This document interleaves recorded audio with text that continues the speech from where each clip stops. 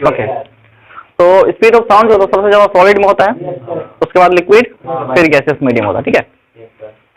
Okay, अगर ये बात तुम लोगों को पता है, 1 डिग्री टेम्परेचर राइज करने पे 0.6 पॉइंट मतलब 0.61 का बढ़ोतरी होता है ना साउंड स्पीड में। हाँ, 0.6 मीटर से बढ़ता है, ये बात पता है, ठीक है। उसके बाद तो जो साउंड का मतलब वेलोसिटी किस किस पे डिपेंड करता है, ह्यूमिडिटी पे डिपेंड करता है। ह्यूमिडिटी अगर ज्यादा हो जाए, ठीक है, तो स्पीड बढ़ जाएगा, क्योंकि डेंसिटी ज्यादा हो जाता है, तो जिसकी वजह से क्या होगा, स्पीड बढ़ जाता है। क्लियर ये बात? हाँ, फ्रीक्वेंसी सभी मतलब नहीं, फ्रीक्वेंसी तो वही है जो है। ओके, स्पीड अभी बढ़ रहा है ना। ओके, अब अगर हम बात करते हैं यहाँ पे कि अगर मान लो किसी साउंड की हम बात करें तो उसमें बहुत सारे भी न्यूमेरिकल भी करने हैं ना, तो सबसे मतलब कुछ हम स्पीड लिखाते हैं जो किसी किसी मीडियम में क्या क्या होता है वो तुम्हें ध्यान रखना है ना। तो स्पीड ऑफ साउंड जो है कुछ पार्टिकुलर मीडियम में तुम्हें याद रखना है,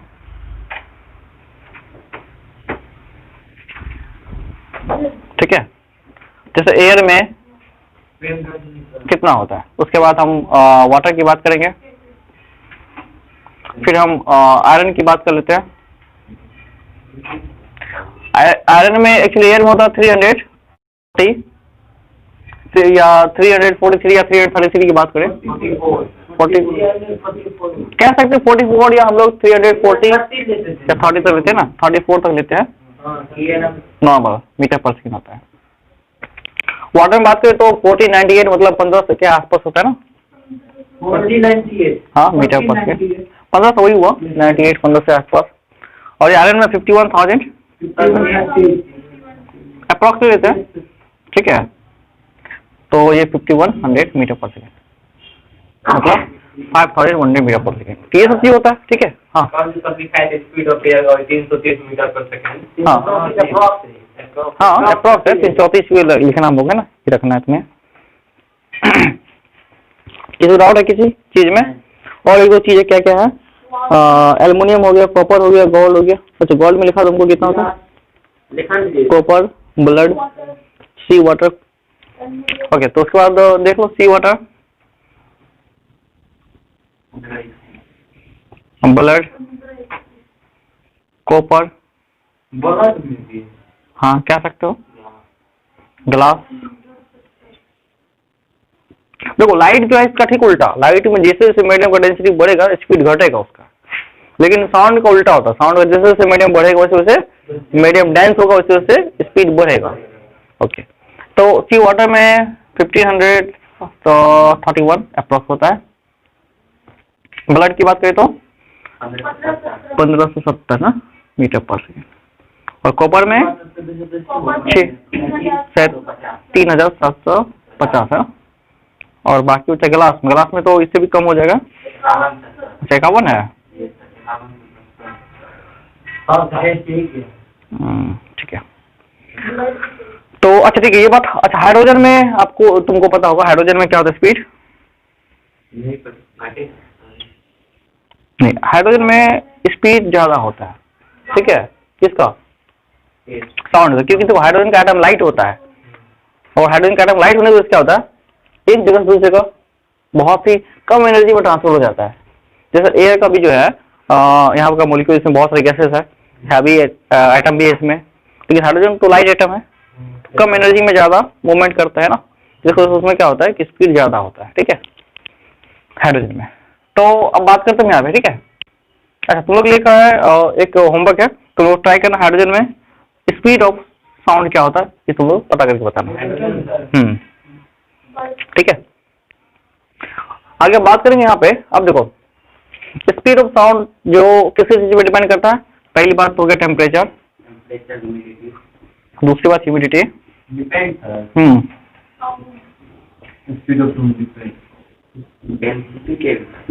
हाँ डेंसिटी ऑफ मटेरियल मीडियम,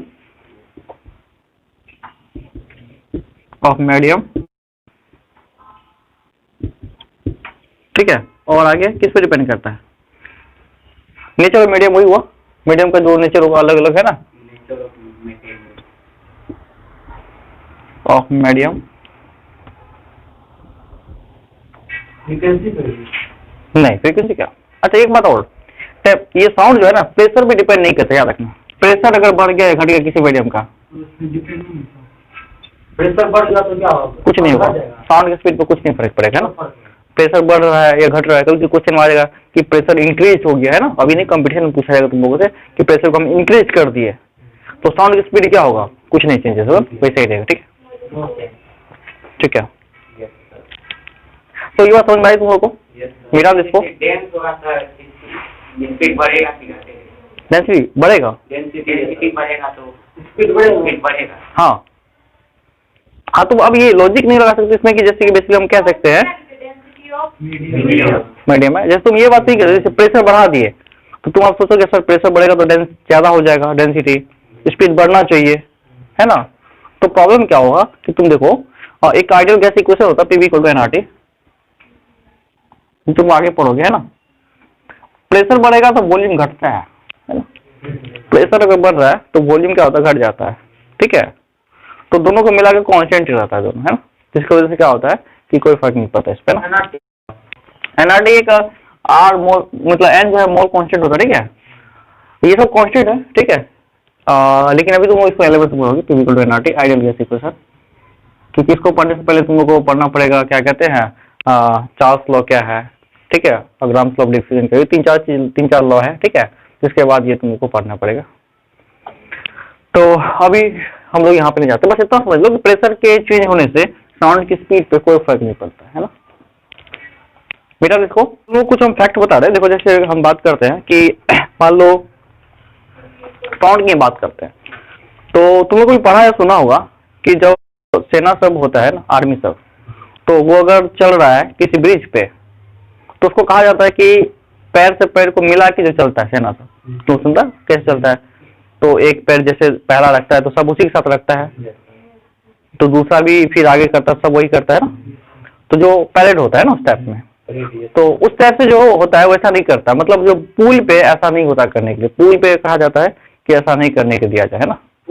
हाँ, तो बताते हैं। एक होता है रेजोनेंस, साउंड का रेजोनेंस क्या होता है बताते हैं। जैसे मान लो हम लोग कभी तुम लोग सुना होगा रेडियो को घुमाते हैं ना, घुमा के कोई चैनल लगाते हैं, कभी तुम लोग सुना है, या फिर टीवी का कोई चैनल जो चेंज करते हैं ना, तो इससे क्या होता है कि हम लोग उसका जो है रेजोनेंस को मिलाते हैं, मतलब उसका फ्रीक्वेंसी अगर उससे मैच कर जाए ना, ठीक है, तो क्या होता है कि वो साउंड रेजोनेंस होता है। तो जो चैनल हमारे टीवी में क्या होता है, सारे चैनल मौजूद होते हैं पहले से, तब एक साथ सारे क्यों नहीं चल जाते हैं। हम क्या करते हैं, सारे चैनल में से जिसका एम्पलीट्यूड को हाई कर लेते हैं, करंट को हाई कर देते हैं, वो चैनल बस दिखने लगता है रिमोट से, बाकी चैनल नहीं दिखता है। बात समझ रहे हो, बाकी का करंट लो हो जाता है। फिर हमको किसी और चैनल को देना है, उतना नंबर डालते हैं, तो जिसकी वजह से क्या होता है उस चैनल का करंट हाई हो जाता है, वो करंट वो चैनल दिखने लगता है, बाकी का डाउन हो जाता है। यार तुम लोग कभी कभी सुना होगा कि जो रेडियो होता है कुछ स्टेशन में एक जगह 3-4 भाषा बोलने लगता है, मतलब 3-4 चैनल पकड़ लेते हैं एक जगह, तो वो होता क्या कि 2-4 फ्रीक्वेंसी का मिक्सअप हो जाता है। तो पहले तो हम लोग AM यूज करते थे, अब लोग FM यूज करते हैं, है ना। हाँ, तो इसका फ्रीक्वेंसी थोड़ा सा हाई होता है ना, ठीक है, इसका फ्रीक्वेंसी थोड़ा अच्छा होता है इस FM का, ठीक है। और AM जो वेव होता था पहले, है ना, तो उसका वेव थोड़ा सा कम होता था, जिसके वजह से क्या होता था उतना अच्छा साउंड नहीं आता था। FM का साउंड बहुत अच्छा आता, ठीक है। तो अब क्या करते थे, देखो इसमें रीजन क्या था, हम लोग क्या कह रहे थे इसमें कि साउंड की बात, तो क्या होता है कि साउंड का जो फ्रीक्वेंसी था मैच कर जाता पूल से, तो पूल जिसकी वजह से टूट सकता था, इसलिए सेना को कहा जाता है कि आप पूल पे जब चल रहे हैं ना तो पैर से पैर ना मिला चले ना। और कभी कभी पुल सब का वजह, बहुत सारा पुल टूटने का जो वजह होता है कि पानी का जो फ्रीक्वेंसी का भी होता है जनरेट, तो उसके वजह से क्या होता है कि मिल जाने की वजह से क्या होता है कि वाटर के साथ मिक्सअप, मतलब वो पानी का जो फ्रीक्वेंसी होता है वो अगर ब्रिज से मैच कर जाता है तो इसकी वजह से ब्रिज कोलैप्स हो जाता है, टूट जाता है ना। तो इसलिए ऐसा ब्रिज को बनाया जाता है कि उसका जो फ्रीक्वेंसी होता है कुछ अलग होता है, उससे वो मैच ना करे, ठीक है। तो पुल बहुत दिन तक चलता है। तो ये तो कुछ है रेजोनेंस का रीजन होता है। रेजोनेंस तो हम लोगों को नहीं पढ़ना है, रेजोनेंस जो है तुम लोग को आगे क्लास में पढ़ना है, बस इतना, ये बात तुम लोग को समझना था बस। ओके, तो अब ये तुम लोग को समझ में आ गया कि साउंड का स्पीड अलग अलग मीडियम अलग अलग होगा, ठीक है। डेंसिटी बढ़ेगा, ठीक है, तो वेलोसिटी बढ़ेगा, टेम्परेचर बढ़ेगा तो वेलोसिटी बढ़ेगा, इन सब चीजों पे डिपेंड करता है, ठीक है। अब तो एक चीज और समझ लो तुम लोग कि साउंड का, ठीक है, जैसे मान लो कभी तुम लोग सुन रहा होगा कि अगर मेरे पास कोई गाड़ी आ रहा है, ठीक है, हॉर्न बजा के आ रहा है और सामने से जैसे निकलेगा तो तुमको साउंड जो है उसका एक अलग टाइप से सुनाई देता है। चल देगा, बहुत हाई स्पीड से आएगा, सो करके निकल जाएगा साउंड। अगर तुम उसको एक जगह रह के सुनेगा ना, गाड़ी का हॉर्न बज रहा है और तुम यहाँ से सुन देगा ना, तो उसका साउंड जो है कोई फर्क नहीं पड़ेगा उस पर, नॉर्मल सुनाई देगा। लेकिन जब गाड़ी भी आ रहा है तुम्हारी तरफ और साउंड बजाते हुए आ रहा है, तब उसका जो चेंजेस आएगा साउंड में ना, तो उस चेंजेस को डॉपलर इफेक्ट कहते हैं ना, डॉपलर इफेक्ट, ठीक है। हाँ, तो डॉपलर नाम का एक साइंटिस्ट था जिसने इस इफेक्ट को पहले देखा था, इसके बारे में कुछ स्टडी करके बताया था कि जब एक आदमी चल रहा है उसके साथ साउंड भी आ रहा है और साउंड के साथ साथ साउंड सॉर्स भी मूव कर रहा है ना, सॉर्स तो मूव कर ही रहा है साउंड का और साउंड भी मूव कर रहा है। एक्चुअली जो साउंड बज रहा है तो हमारे पास कान तक आ ही रहा है, समझ रहे हो ना, उसके साथ साथ जो ऑब्जेक्ट है वो भी चल रहा है, तो साउंड के जो वेलोसिटी होता है उसमें चेंजेस आ जाता है, मतलब अचानक से। तो जो साउंड हमारे पास वहां से यहाँ तक आया, दूसरा साउंड वो फिर आगे लेके छोड़ दिया, जिसकी वजह से हमारे पास एक इफेक्ट प्रोड्यूस होता है। और तुम उसको ध्यान से सुनना, तो गाड़ी हॉर्न बजा के अगर तुम्हारे पास आगे निकलेगा तो सो करके निकलेगा, ऐसा कुछ अजीब टाइप तुमको फील होगा ना सुनने के लिए, है ना। तो ये डॉपलर इफेक्ट होता है, ठीक है, बात समझ रहे हो। तो ये साउंड में चेंजेस की वजह से ऐसा होता है, मतलब स्पीड वेलोसिटी की वजह से ऐसा होता है, ठीक है, डॉपलर इफेक्ट। ओके, तो इसके बाद हम आगे डिटेल में पढ़ेंगे और इस सब चीजों को थोड़ा थोड़ा हम जानकारी इसलिए दे रहे हैं कि आगे तुमको फिजिक्स पढ़ना है 11th में, तो इसलिए मुझे थोड़ा बहुत बता रहे इसके बारे में। ओके,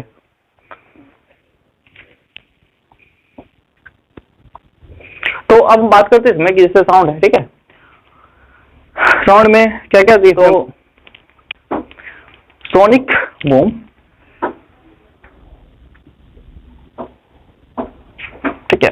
सोनिक बूम की अगर बात करें तो जैसे मान लो देखो, ये क्या होता है कभी कि तुम लोग जो मतलब एरोप्लेन सब होता है, या एरोप्लेन नहीं, कुछ जेट फाइटर सब उड़ता हुआ सुनता होगा, उसका आवाज अजीब आवाज करता है वो, है ना। उसका आवाज अगर तुम सुनेगा तो लगेगा पता नहीं, मतलब इतना भयानक आवाज करता है ना। हेलीकॉप्टर नहीं, ये जेट प्लेन सबका होता है ना। तो इसमें होता क्या कि इसका जो स्पीड होता है ना, अच्छा सुपरसोनिक पहले स्पीड क्या वो देख लो, सुपरसोनिक का स्पीड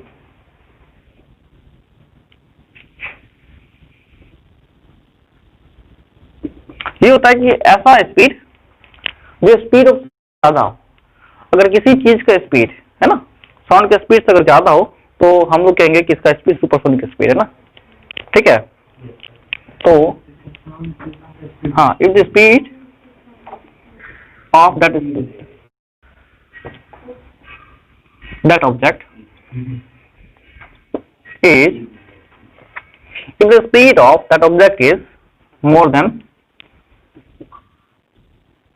that of sound, मतलब साउंड की स्पीड अगर ज्यादा हो इस ऑब्जेक्ट का speed, that is called supersonic speed, है ना। सुपरसोनिक बूम,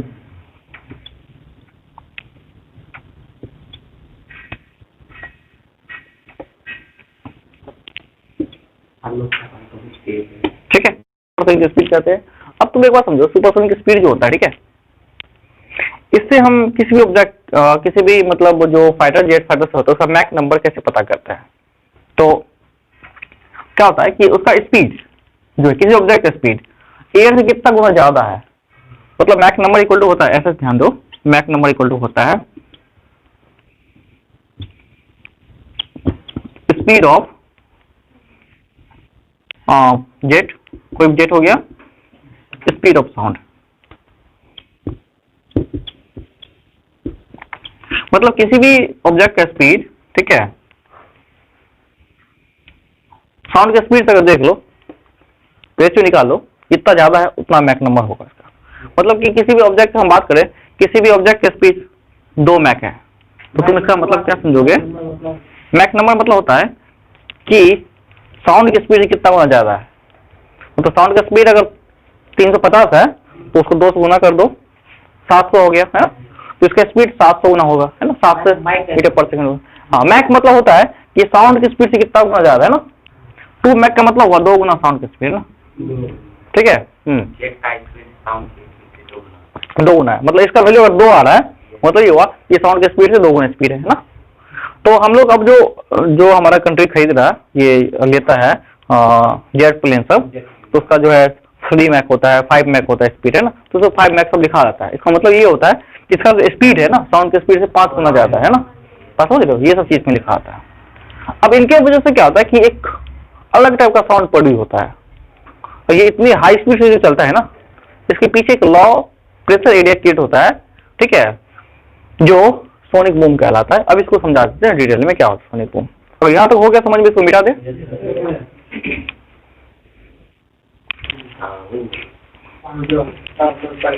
हाँ वो अभी फिजिक्स केमिस्ट्री का तो आ ही नहीं रही कोई ना, मैम से तो नहीं आ रही है। अच्छा हिंदी का आ रही है, कौन? ठीक ठाक है, ओके। तुम लोग तो बढ़िया है, तुम लोग नहीं पढ़ता उस टाइप से, तुम लोग करो ठीक ठाक, है ना, ओके ठीक है। अब तो सोनिक बूम क्या होता है? सोनिक बूम को देखो, मान लो ये मेरे जेट फ्लाइट है, ऐसे मूव करे ना, प्लेन है, प्लेन।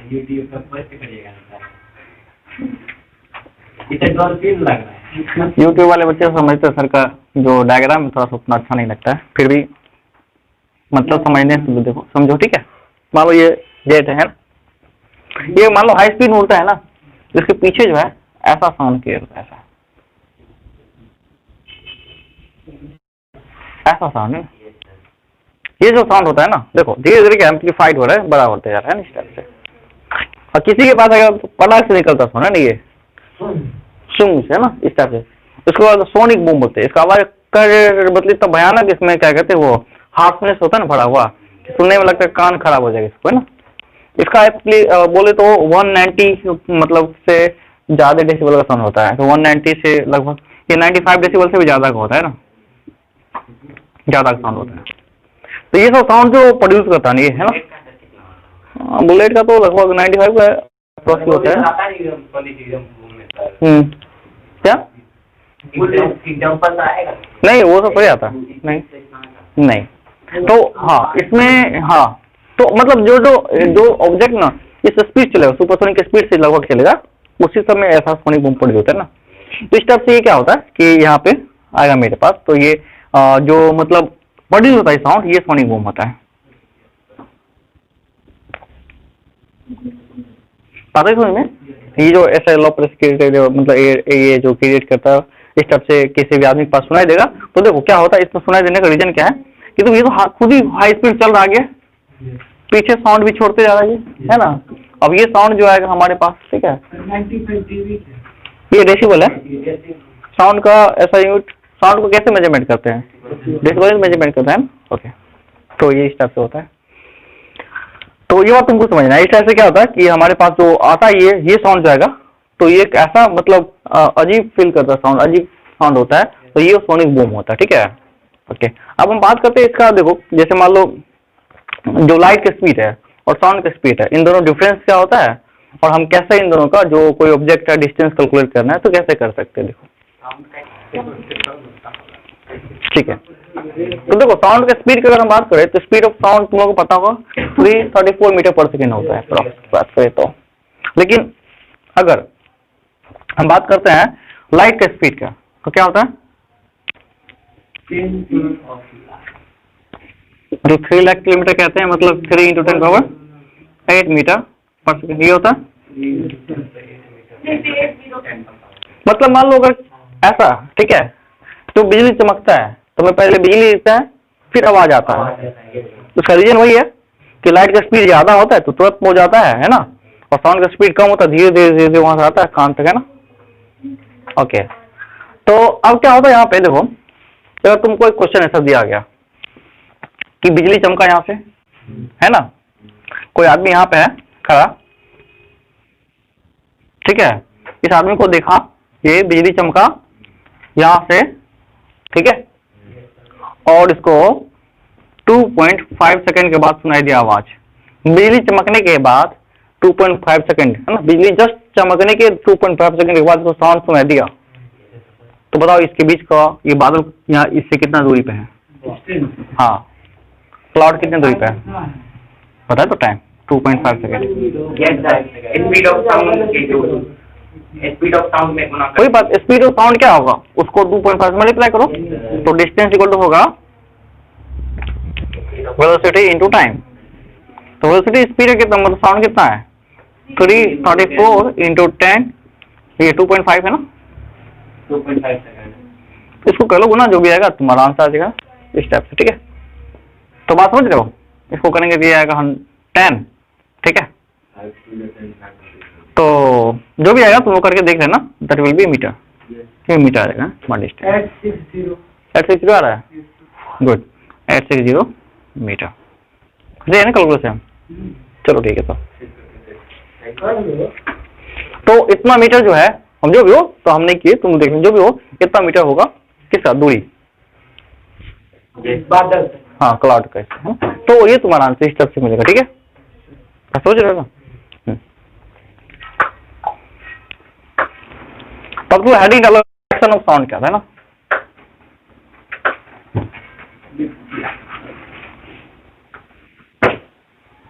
साउंड का रिफ्लेक्शन क्या होता है, ठीक है।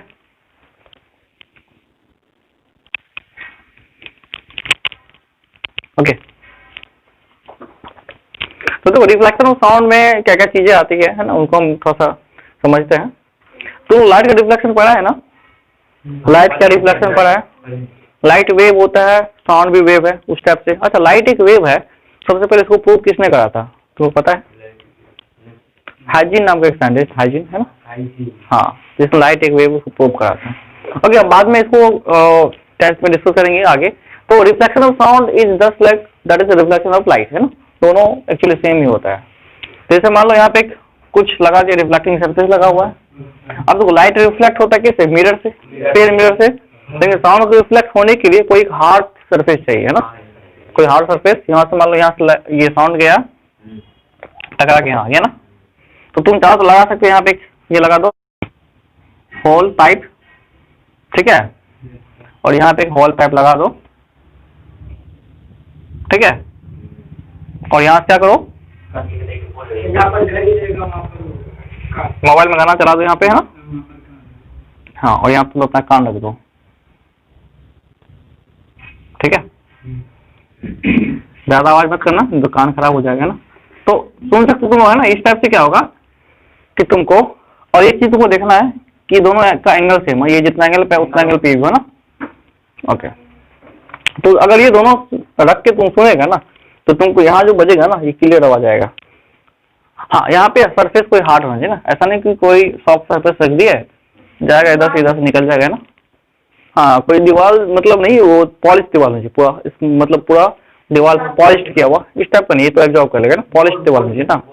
हाँ, इस टाइप से होना चाहिए ना, पूरा हार्ड। तो इसमें तुम रिफ्लेक्शन देख सकते हो।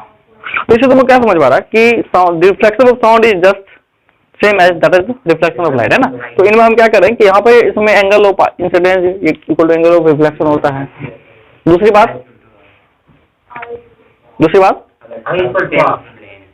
वही ना, angle of incidence angle of reflection ही होगा तुम्हारा, आई इक्वल टू आर हो गया, है ना। और क्या, तीनों लाइन करेगा, अगर सेम प्लेन पे लाइन करेगा तो तीनों सेम लाइन में हो, ये एक ही बात है कि मतलब ये इंसिडेंट साउंड वेव और रिफ्लेक्टिव साउंड वेव है ना, और नॉर्मल तीनों एक ही प्लेन में होगा ना। तो इसको हमको लिख लेते थोड़ा सा ना, तो ज्यादा बेटर रहेगा, नहीं तो वैसे तुमको आता ही है ना। साउंड में क्या होता है, पहला लॉ लिखेंगे हम। पहला लॉ इसमें क्या होता है, देखो, अच्छा तुम देखो जो बोल रहे थे ना, जैसे मान लो एक डब्बा यहाँ है ना, कोई यहाँ पे बोल रहा है, इसको कनेक्ट करते हैं यहाँ पे ना, और ये सुनते हैं। तो यहाँ पे क्या होता है, जो अगर ये टाइट रहेगा ना तभी ऐसा होता है, और ये टाइट रहेगा तो क्या होता है कि यहाँ जो बोलता है ना, तो ये क्या एक वाइब्रेशन प्रोड्यूस करता है। ये वाइब्रेशन जो है, हाँ वाइब्रेशन जो है ये डब्बा में चला जाता है, और पता है डब्बा वाइब्रेट करता है तो भाई डब्बा में साउंड आएगा। तो वो पता है ना कि वाइब्रेशन से साउंड प्रोड्यूस होता है, कि वाइब्रेशन से साउंड प्रोड्यूस होता है, और तुम सुनोगे तो धीरे धीरे सुनाई देगा तुमको। बात समझ, तो ट्राई कर सकते हो तुम इसको ना।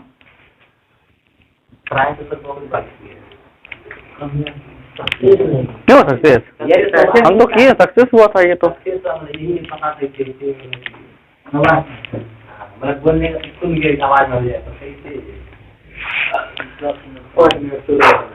ओके, अब देखो बात समझते हम लोग, है ना। अब बात करते हैं हम लोग, ठीक है, कि पहला लॉ इसमें लिखेंगे क्या कि incident sound wave, reflected sound wave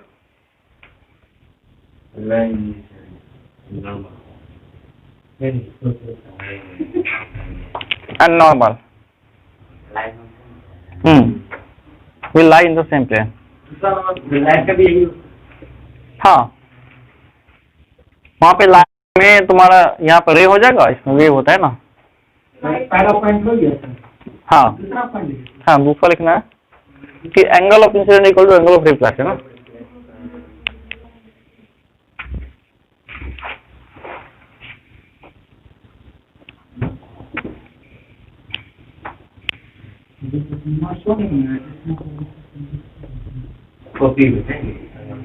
ठीक है, तो angle of incidence equal to angle of reflection होता है, ठीक है। ठीक है, तो ये सब चीज तुम्हें यहाँ पे समझना है।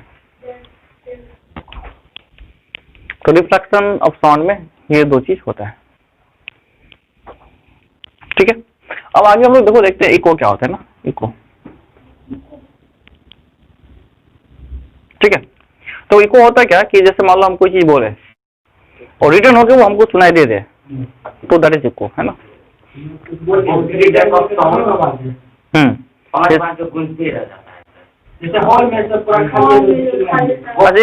चीज समझ लो इसमें और कि जो रिफ्लेक्टिव साउंड होता है इसका जो यूज होता है वो समझ लो कि किस चीज में होता है ना। ये होता है स्टेथोस्कोप, है ना। हाँ, स्टेथोस्कोप हो गया तुम्हारा, उसके बाद एक साउंड होता है मेगाफोन, है ना।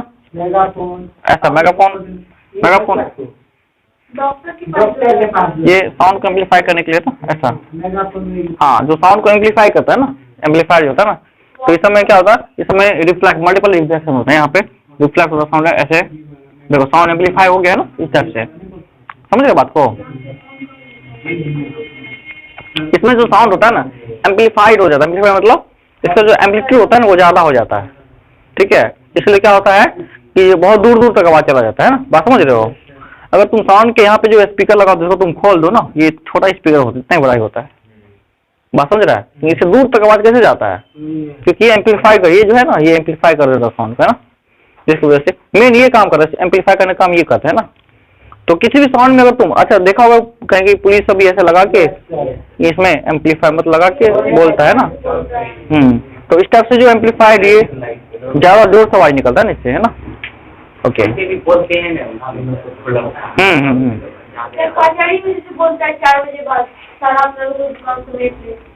साउंड बोर्ड ऐसा देखो, हाँ यहाँ पे लगा होता है, ठीक है। देखो यहाँ पे बॉक्स लगा हुआ है, यहाँ पे बॉक्स लगा हुआ है, ऐसा साउंड टकराया, इधर जो ऑडिट मतलब यहाँ पे उन लोग पर दर्शक तो बैठा होता है ना, तो सबको डायरेक्ट साउंड जाता है ना, ऐसे। हाँ, अब तुम इसका देखा होगा कि जो हॉल होता है, हॉल का भी कुछ ऐसा होता है छत, इस टाइप से। इसका भी रीजन होता है कि साउंड टकरा के ऐसे फिर आ जाता है, ताकि आदमी को सुनाई दे, है ना, इस टाइप से। तो ये सब रीजन होता है ना, किसका रिफ्लेक्शन का जो होता है, इन सब चीज पे बेस्ड होता है। आगे में इको देखो, इको क्या होता है उसको देखते हैं। तो एक बात समझो इको को समझने के लिए कि जो साउंड का इफेक्ट होता है हमारे कान पर वो 1/10 सेकेंड तक रहता है। किसी भी साउंड को हम 1/10 सेकेंड तक सुन पाते हैं, बस समझ रहे हो। मतलब 1/10 सेकेंड के बाद अगर वो साउंड आवे ना उसको हम दोबारा सुन लेंगे। 1/10 सेकेंड के अंदर आ जाए वो साउंड तो हमको उस साउंड में और दूसरे साउंड में कोई डिफरेंस नहीं पता चलेगा। इसलिए कभी कभी दो आदमी अगर तुम्हारे साथ बोले ना तो तुम किसी की बात को समझ नहीं पाओगे क्या बोला जा रहा है, बात समझ रहे हो। तो होता क्या है कि दोनों एक साथ बोलेगा तो 1/10 सेकेंड तक तो तुम्हारा ओरिजिनल आवाज ही रह जाता है एक आदमी का, फिर उसके साथ दूसरा भी मिक्सअप हो जाता है, तो कंफ्यूजन ये हो जाता है कौन क्या कह रहा है। और ऊपर से जो ऑडिटरी नर्व वो भी भेज रहा है सिग्नल को, तो सारे सिग्नल एक साथ भेज रहा है कंटिन्यूअसली, तो ब्रेन को समझने में थोड़ा सा कुछ सेकेंड लगेगा।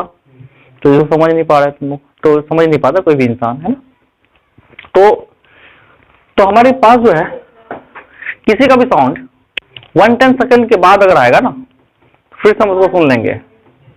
अगर 1/10 सेकेंड के पहले आ जाए तो नहीं सुन पाएंगे। बात समझ रहे हो? ओके, तो इको होता क्या पे वो देख लो। देखो रिफ्लेक्शन साउंड, ठीक है, रिफ्लेक्शन, हाँ ये के लिए रिफ्लेक्शन साउंड होता है। और कहाँ से होता है देखो, इसको हम बताते हैं। ये मतलब इको का मेन वही चीज होता है कि जो रिफ्लेक्शन होता है साउंड का, ठीक है। जैसे मान लो कोई हार्ड सरफेस है, इसे टकराया है ना, और लगातार रिपीट हो रहा है, लगातार ये साउंड जो है ना कंटिन्यूअसली आ रहा है ना, तो रिपीटेशन हो रहा है साउंड का। ये गया टकरा के फिर आया है ना, तो रिपीटेशन है, जाना आना है ना, लगा हुआ है, तो ये इको हो गया ना। तो कह सकते हो repetition, reflection of sound, repetition of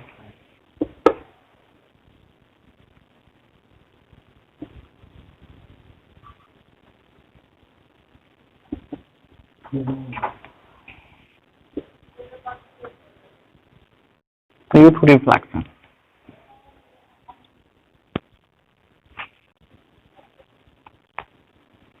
eco, ये बात इको कहलाता है, ठीक है।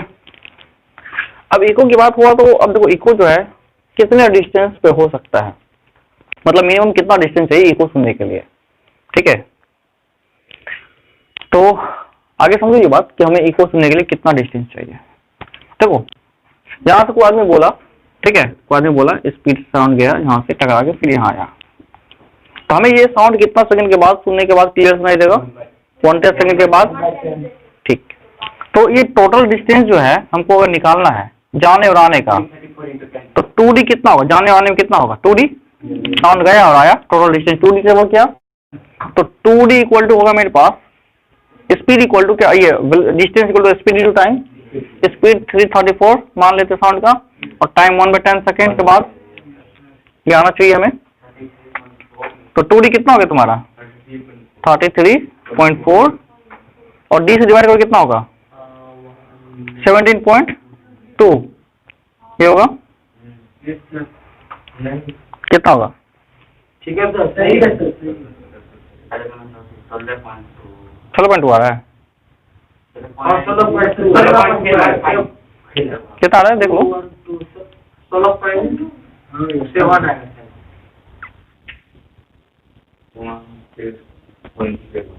हाँ मतलब अप्रोक्स 17 मान लो, है ना, ये अप्रोक्स 17 मान लेते हैं इसको। तो डिस्टेंस जो है अप्रोक्स 70 मीटर होना चाहिए ना। तो हम ये कहेंगे 17 मीटर जो होगा ना यहाँ से यहाँ का डिस्टेंस, ये इसके बाद होगा तभी हमको इको सुनाई देगा ना। 17 मीटर पहले हमको इको नहीं सुनाई देगा।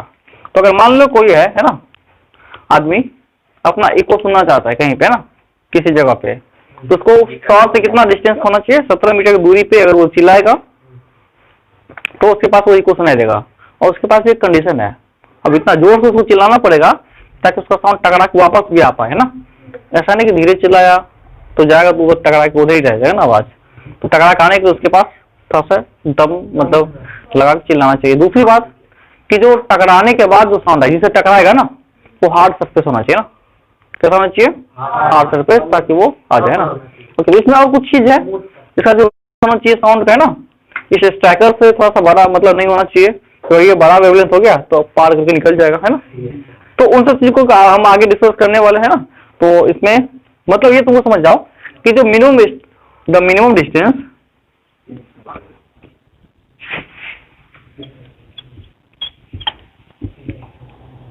टू प्रोड्यूस इको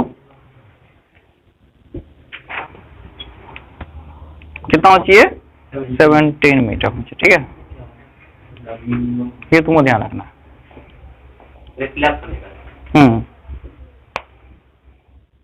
ठीक है, तो आगे हम लोग नेक्स्ट टाइम पढ़ेंगे।